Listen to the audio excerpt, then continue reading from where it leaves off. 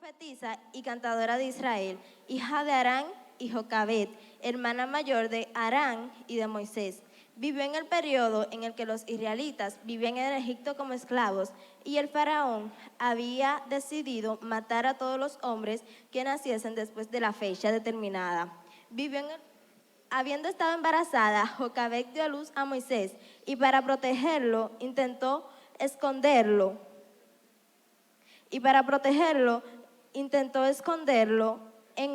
encima del techo, pero por miedo a que los llantos de Moisés la delataran, tuvo que ponerlo en una canasta a la orilla del río. Miriam siguió la canasta para ver hasta dónde llegara el recién nacido. La canasta fue encontrada por la hija del faraón, que al verlo decidió adoptarlo. Miriam salió de su escondite y le dijo: tengo una mujer que puede darle pecho, su propia madre. Al niño lo llamaron Moisés. Según el relato bíblico, fue Miriam quien, a pesar de su avanzada edad, inició las danzas y los cantos para dar gracias a Dios por el milagro que hizo en el Mar Rojo, que permitió al pueblo de Israel escapar de Egipto. Miriam se encontraba a la cabeza de las mujeres del pueblo de Israel. Aarón. Su vida y obra se narran en el libro de Éxodo, según el cual Aarón fue el primer hijo de Abraham. Jocabed, del linaje levítico de Coat, hermano mayor de Moisés, menor de Miriam, estaba casado con una mujer llamada Eliseba y tuvieron 4 hijos: Nadab, Abiú, Eleazar e Itamar. También se le consideraba fundador del sacerdocio judío. Junto a Moisés, condujo a los israelitas fuera de Egipto al tiempo que servía de traductor y portavoz ante el faraón y el pueblo hebreo por el problema de tartamudez de su hermano. Un milagro se produjo con su vara, la cual floreció durante la marcha por el desierto. Fabricó el becerro de oro a instancia de los israelitas para el culto idólatra que proclamaba una imagen sensible de Dios. También Aarón pertenecía a la tribu de Leví. Murió a los 123 años en el monte Or, lugar donde además entregó su sacerdocio a su hijo Eleazar y confirmó el sacerdocio arónico de Itamar. Los hijos mayores de Aarón, Nadab y Abiú, habían muerto abrazados por el fuego divino, luego de haber trascendido las estrictas leyes del sacerdotismo. Moisés, último hijo de Jocabed, fue que durante sus 3 meses de vida fue dada la orden de que mataran a cada uno de los niños. Por tanto, su madre Jocabed decidió esconderlo encima de la casa, pero por medio de que los llantos la delataran, lo decidió esconder en el río donde la hija del faraón lo encontró. Hermanos, sin duda Jocabed es un gran ejemplo de cómo son las madres cristianas que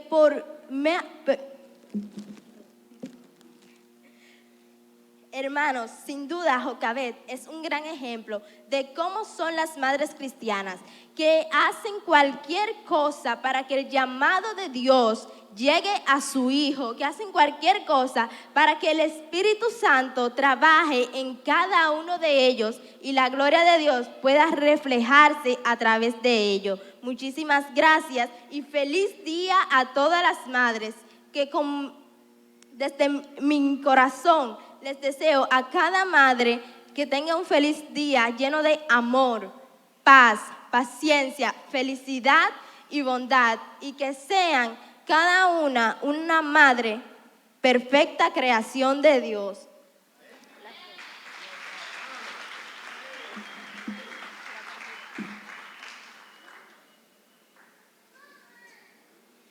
Hermanos, que el Señor les bendiga. Toda mi vida aquí, pero desde que me dan el micrófono me pongo nerviosa. Pero gloria a Dios. A mí me tocó hablar sobre una mujer fuerte llamada Rispa. Esta mujer se conoce en la Biblia por ser aquella quien lo entregó todo, a pesar de que sus hijos habían muerto. Esta se esforzó y cuidó a sus hijos en la muerte. El nombre de Rispa significa piedra caliente o carbón encendido, para que ustedes vayan sabiendo cómo fue esta mujer. Su historia la encontramos en 2 de Samuel, el capítulo 21, desde el versículo 1 al 14. Rispa fue la concubina de Saúl. Esta tuvo 2 hijos con él mismo, el cual se llamaba Armoni y Mefiboset. Resulta que cuando David subió al trono, estos estaban pasando por hambre. Entonces David, al ver esto, consultó a Jehová y le preguntó que qué pasaba, porque estos estaban pasando por hambre, si Dios le había prometido que en esa tierra iba a fluir leche y miel. Entonces, cuando David consultó al Señor, vio que Jesús le dijo que todo lo que estaba pasando era por causa del pecado que había cometido Saúl, que había matado a los... Bien, había matado a varias personas. Entonces David fue, mató a los gabaonitas. Entonces David fue y consultó a los gabaonitas y les pregunta que qué pasaba, porque qué pasaba, qué había en su corazón. Y los gabaonitas decían que estos todavía sentían ira y resentimiento con lo que Saúl había hecho a su pueblo. Y David intentó darle oro, intentó darle plata, pero estos decían que ellos no querían ni riqueza, no querían nada, porque eso no le hacía falta, sino lo que ellos tenían en su corazón era un deseo de venganza, que Dios hiciera justicia por lo que Saúl había cometido. Por lo cual David le dijo que sí, estaba bien, que ellos querían que pasara. Entonces ahí ellos les respondieron que estos querían que mataran a 7 hijos de Saúl. David, al ver que quizás se iba a resolver los problemas con esto, accedió a eso. Y entre los 7 hijos estaban los 2 hijos de Rispa. Pero ¿qué pasaba? Solamente quedaban estos 2 hijos. Entonces, por lo cual, tuvieron que darle 5 nietos de Saúl. Aquí es donde entra Rispa. Y entonces estos querían que los jóvenes fueran ahorcados. Cuando los jóvenes fueron ahorcados, imagínense, una madre que ahora solamente le quedan sus 2 hijos, es una concubina, no tiene poder, no tiene autoridad. ¿Quién es esta mujer en el pueblo? Pero lo que nadie sabía era que esta mujer era una mujer fuerte, una mujer esforzada, que a pesar de los dolores y las circunstancias, ella le servía a un Dios vivo. Porque muchas veces las personas tienen por menosprecio, mujer, Dios a ti no te menosprecia, sin importar el pecado que tú hayas cometido, sin importar de quién haya sido tu hijo, tú sabes muy bien tu valor, tú sabes muy bien que tú le sirves a un Dios vivo y que tus hijos vienen a ese Dios vivo que tú les sirves. Rispa, cuando ahorcaron a sus hijos, duró 6 meses acostada sobre una tela, acostada ahí, y cada vez que venía un animal de estos salvajes a comerse a sus hijos, de esas gaviotas, Rispa venía con una vara y ahuyentaba todas esas aves, ahuyentaba a todos estos animales salvajes para que no se comieran a sus hijos. ¿Por qué? ¿Qué pasaba? Ellos no le iban a dar sepultura a sus hijos, y para este tiempo no darle sepultura a un hijo, eso significaba la desgracia más grande, el deshonor más grande que puede existir. Imagínense que le ahorquen a su hijo y que su hijo se quede ahí. ¿Qué es eso? Una deshonra también para su familia, que nadie lo quiera, eso es menosprecio. Pero Rispa se esforzó y dijo: mis hijos serán sepultados, mis hijos van a honrarme, mis hijos, Dios tiene que ayudarme con ellos. Y Rispa defendió a sus hijos de todas esas aves, a pesar de que estuvieran ahí muertos. Esa mujer se esforzó a pesar de ver a sus hijos muertos. Y a la gente hablar de Rispa y contarle al rey David lo que ésta hacía. ¿Qué hizo David? Bueno, David dijo, esa es una mujer valiente, una mujer esforzada, una mujer que ha entregado todo a pesar de que sus hijos están muertos. Porque ¿quién diría a la gente? No, eso ya están muertos, ¿qué importa? No, Rispa era su mamá, le dolía, era su sangre, eran sus hijos. Esta decía, esos son mis hijos, esto me duele a mí verlos ahí. Por eso Rispa se esforzó tanto y alentó a todos esos animales. Y el rey David dijo, yo le daré sepultura, mujer, por lo que tú has hecho, por tu esfuerzo. Y el rey David mandó a buscar los cuerpos de esos hijos y le dio sepultura. Hasta que fue. Amén. Hermanos, que Dios le bendiga. Yo le voy a estar hablando acerca de Lea. Muchas personas creen que Lea fue la segundona, ya que piensan que fue la que estropeó el matrimonio o el romance entre Jacob y Raquel. Pero yo creo que es injusto tachar a Lea de esa manera. Y en mi opinión, y a la luz de la palabra de Dios, creo que Lea fue una mujer utilizada por el Señor que tuvo que sufrir el menosprecio de su propia familia. Y vamos a conocer un poco más de su historia. Lea era la hermana mayor de Raquel y lo primero que se nos dice de Lea es que ella tenía unos ojos delicados. Ella tenía unos ojos alicaídos y tristes. Quizás pudiera ser por alguna enfermedad que tuviera en la vista, aunque no estamos seguros de esta. Vamos a pasar a Génesis 23, 26, a ver qué nos dice acerca de esta mujer.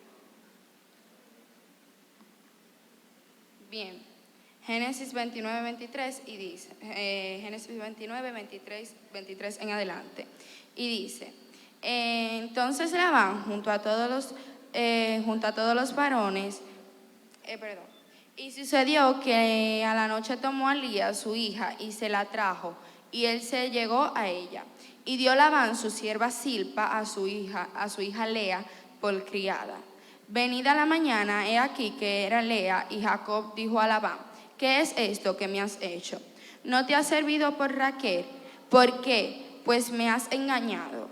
Y Labán respondió, no se hace así en nuestro lugar, que se dé la menor antes que la mayor. Quizás la primera en sentirse ofendida y utilizada pudo ser la propia Lía. Ella no planeó este engaño con su padre, simplemente Lea le obedeció. Jacob amaba más a Raquel y Lea fue menospreciada. Es interesante lo que nos cuenta la Biblia y vamos a pasar al versículo 31 y este nos dice, y vio Jehová que Lea era menospreciada y dio hijos, pero Raquel era estéril.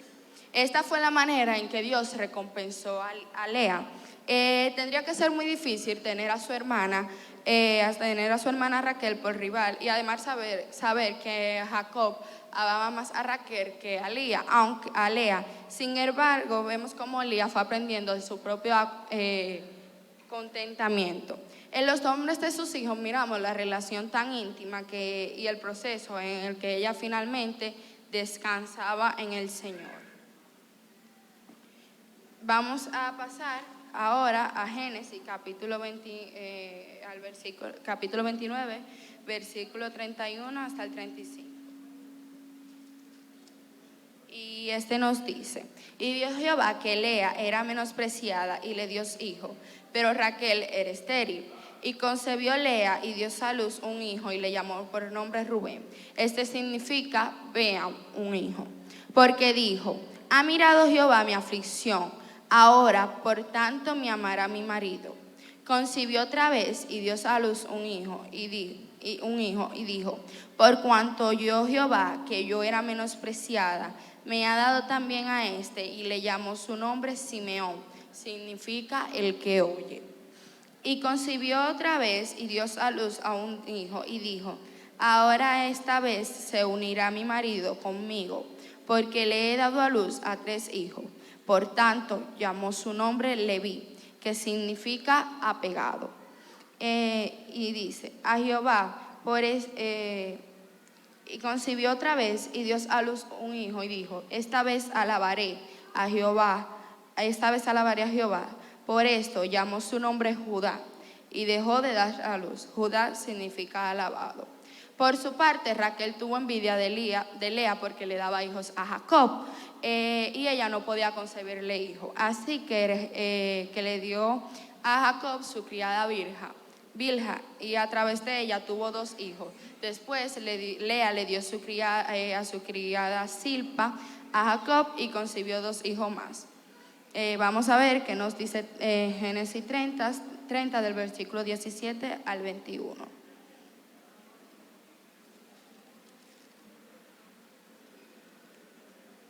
Y dice, y oyó Dios a Lea y concibió y dio a luz al 5.º hijo a Jacob. Y dijo Lea, Dios me ha dado mi recompensa, por cuanto di mi sierva a mi marido. Por eso llamó a su nombre Isacar, que significa recompensa. Y dijo Lea, Dios me ha dado mi recompensa. Y pasamos al 19, que dice, por cuanto concibió Lía otra vez y dio a luz a su 6.º hijo, el 6.º hijo a Jacob. Y dijo Lea, Dios me ha dado una buena dote, ahora morará conmigo mi marido, porque le he dado a luz a 6 hijos, y llamó a su nombre Zabulón, que significa exaltado. Y después dio a luz a una hija y le llamó por nombre Dina. Al final tuvo Lea 6 hijos y una hija. Lea fue una madre piadosa, y en los nombres podemos ver la relación tan íntima y personal que esta mujer tenía con Dios. En toda la narración bíblica de estos acontecimientos podemos ver también que Lea fue una mujer totalmente fiel a su marido. Ella lo amaba y no dejaba y no se cansaba de buscar su amor. Aunque Jacob la trató bien y la amaba también, siempre su preferida sería Raquel. Mientras tanto, Lea era una mujer de fe y oración. Ella buscaba y clamaba a Dios por su difícil situación, y al fin y al cabo no fue decisión de ella casarse con Jacob. Más adelante leemos que su hijo Judá de su hijo Judá vino el Mesías y el Salvador, y de su hijo Leví vino la tribu dedicada al sacerdocio y al servicio de Dios en el tabernáculo y en el templo, de donde salieron Moisés y Aarón. Sin duda Dios bendijo grandemente a Lea. Yo traje 3 lecciones de las que podemos aprender de esta mujer. Y en primer lugar, ella nos recuerda el diseño divino de Dios para el matrimonio, que es un hombre y una mujer. En segundo lugar, Lea nos recuerda el valor de un carácter piadoso. A pesar de la circunstancia adversa que soportó, en ningún lugar se nos dice que Lea era una mujer amargada, sino se nos dice lo contrario, que la vemos llevando siempre su causa delante de Dios. Y por último, y no menos importante, Lea nos recuerda la importancia de descansar y confiar en Dios. ¿Cómo actuamos nosotras cuando las circunstancias son adversas? Nos quejamos, nos deprimimos, le echamos la culpa a Dios. Lea debe ser un ejemplo y un reto para todas nosotras. Debemos de aprender a echar toda nuestra ansiedad, todas nuestras causas y todas nuestras dificultades a Él, porque Él tiene y tendrá el cuidado de cada una de nosotros. El apoyo y el amor que Lea no pudo encontrar en su hermana ni en su marido, lo pudo encontrar en el Señor. Lo encontró en el Señor. Por medio de Cristo y su obra redentora, también nosotros podemos encontrar y descansar y estar satisfecha en el Señor. Esto ha sido todo por mi parte.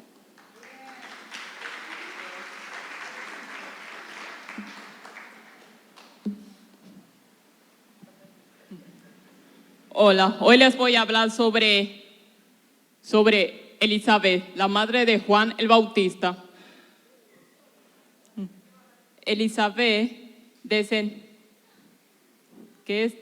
descendía de Aarón y era una mujer a la que la Biblia considera recta e intachable delante de Dios, como algunos otros pocos hombres y mujeres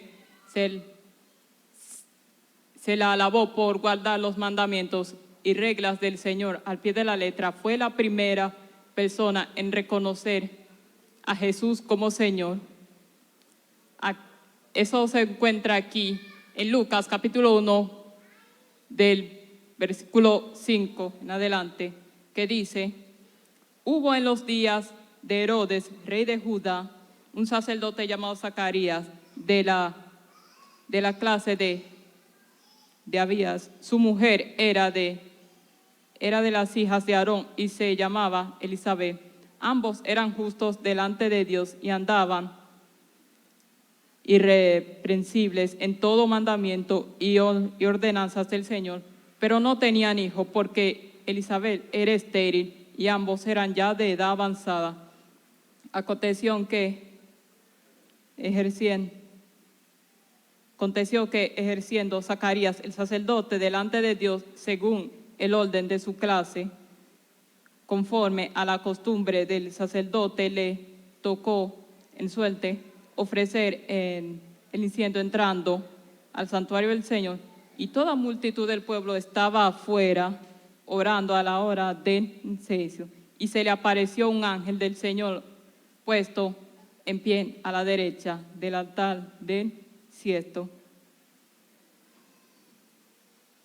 Según aquí, Dios siempre cumple sus promesas. Cientos de años, Dios le ha dicho al pueblo de Israel que enviará al Mesías, al que sería un puente, como un puente que nos conectará a Dios, aquel cuyo sacrificio nos proporcionará la redención definitiva para siempre. Los sucesos del primer capítulo de Lucas son apenas el comienzo del cumplimiento de la mayor promesa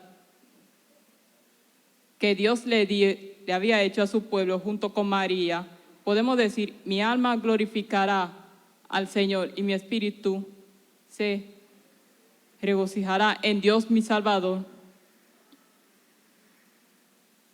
Continuando aquí, en Lucas, aquí, cuando el ángel le dijo: Zacarías, no temas, porque tu oración ha sido oída, y tu mujer Elizabeth te dará a luz un hijo, y llamarás su nombre Juan. Su nombre significaba, divinamente significa: el Señor es benigno.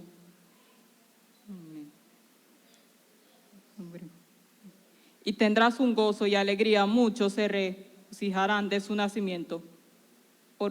Porque será grande delante de Dios, no beberá vino ni sidra, y será lleno de Espíritu Santo, aún desde el vientre de su madre. Y hará muchos de los hijos de Israel se conviertan al Señor de Dios de ellos, e irá delante con él el Espíritu y el poder de Elías, para hacer volver los corazones de los padres a los hijos y de los rebeldes a la prudencia de justos, para preparar al Señor un pueblo bien depositado. Dijo Zacarías al ángel: ¿en qué conoceré esto? Porque yo soy viejo y mi mujer es de edad avanzada. Y respondiendo el ángel, le dijo: yo soy Gabriel, que estoy delante de Dios y he sido enviado a hablarte y darte buenas nuevas, y ahora quedarás mudo y no podrás hablar hasta el día en que esto se haga, por cuanto no creíste en mis palabras, las cuales se cumplirán a su tiempo. Y el pueblo que estaba esperando a Zacarías se extrañaba que él se demorase en el santuario, pero cuando salió no les podía hablar, y comprendiendo que había visto una visión en el santuario, él les hablaba con señas y permaneció mudo. Y cumpliendo sus días en su ministerio, se fue a casa. Después de aquellos días, concibió a su mujer Elizabeth y recluyó en casa por 5 meses, diciendo: así ha hecho conmigo el Señor en los días en que se dignó quitar mi a frente entre los hombres.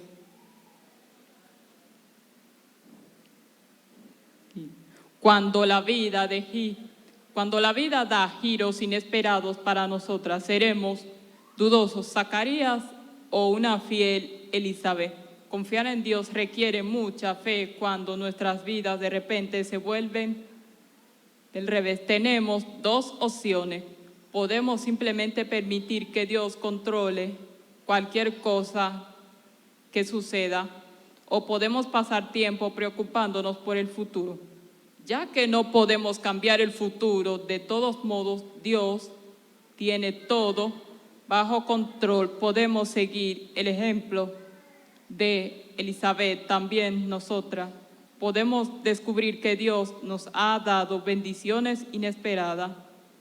Y el día cuando María, que fue a visitar a Elizabeth, y entró a casa de Zacarías y saludó a Elizabeth, y aconteció que cuando oyó a Elizabeth la salutación de María, la criatura saltó en su vientre, y Elizabeth fue llena del Espíritu Santo y exclamó a gran voz: bendita tú entre las mujeres y bendito el fruto de tu vientre.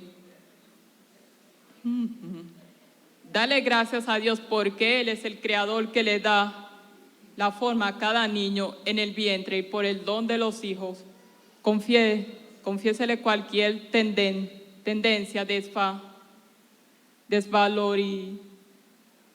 desvalorizar la vida humana, incluyendo la vida de los que aún no han nacido, y pídale a Dios que restaure su precio por el milagro de la vida humana. Gracias, esta es mi parte, y tenga un feliz Día de las Madres.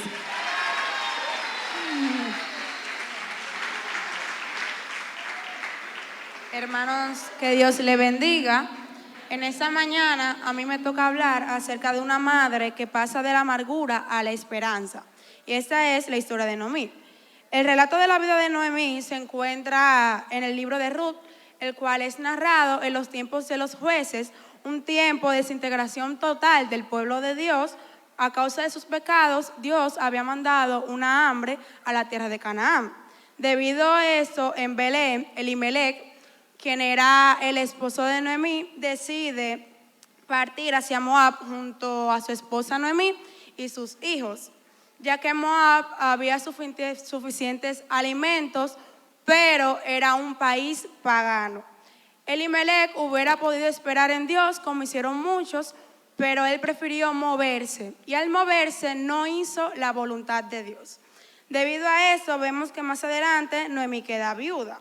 Yo no me imagino qué tan difícil debió de ser ese proceso de Noemí, ya que ella estaba en una tierra extranjera con sus hijos, teniendo que avanzar aún con el dolor de haber perdido a su amado. Y también vemos que sus hijos, en vez de ayudar a su madre viuda, se casan con dos moabitas, trayéndole más sufrimiento a la vida de Noemí. ¿Por qué? Porque la ley judía decía que prohibía los matrimonios con extranjeros. Pero como quiera, Noemí ama y hace una relación afable con sus nueras. En un periodo de 10 años, sus hijos también mueren. Y Noemí pierde a su esposo, a sus hijos, y se encuentra en una tierra extranjera donde no adoran a su Dios. Vemos desde el inicio de la historia que Noemí se marcha de Belén muy joven, con esposo e hijos, pero ahora la encontramos sola, desconsolada. Noemí amaba a su pueblo, aunque le daba gracias a Moab, ya que le había dado sustento en momentos de necesidad. Pero ella no pensaba permanecer allí. Así que el Señor tuvo misericordia de su pueblo y le regresó la abundancia. Inmediatamente Noemí regresa a su pueblo, pero en camino a su pueblo le dice a sus nueras, quien es Orfa y Ruth, que regresen con sus familias, ya que eran 3 viudas afligidas, y que para ellas, ya que como eran moabitas, no lo lograrían en Belén. Así es como Orfa se despide de su suegra y vuelve a su tierra idólatra. Pero en cambio de Orfa, Ruth insiste en acompañar a Noemí. De hecho, lo encontramos en Ruth 1, 16 al 18, que dice: no insistas en que te deje o que deje de seguirte, porque a donde tú vayas yo iré, y donde tú mores moraré. Tu pueblo será mi pueblo, y tu Dios mi Dios. Donde tú mueras, allí moriré, y allí seré sepultada. Así haga el Señor conmigo, y aún peor, si algo excepto la muerte nos separará. Al ver Noemí que Ruth estaba decidida a ir con ella, no le insistió más. Al entrar Noemí con Ruth a Belén de Judá, las personas decían: ¿no es esta Noemí? Porque Noemí había regresado sin esposo y sin hijos. En esta historia podemos ver cómo la amargura de Noemí no le permitía ver las misericordias y bondades de Dios, porque aún en ese proceso que estaba pasando Noemí, vemos que Dios nunca la abandonó, porque Dios conservó la vida de Noemí. Dios bendijo de nuevo al pueblo de Israel y la condujo de nuevo a casa, y Dios en su soberanía hizo que Ruth partiera con ella y le llevó a Belén de Judá.